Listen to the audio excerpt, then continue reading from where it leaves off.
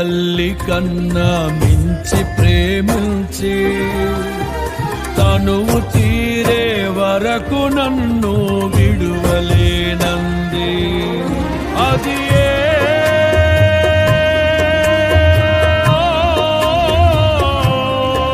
నే గాయపరచిన వేళలో కన్నీరు కార్చిన ప్రేమగా నా బ్రతుకులోనా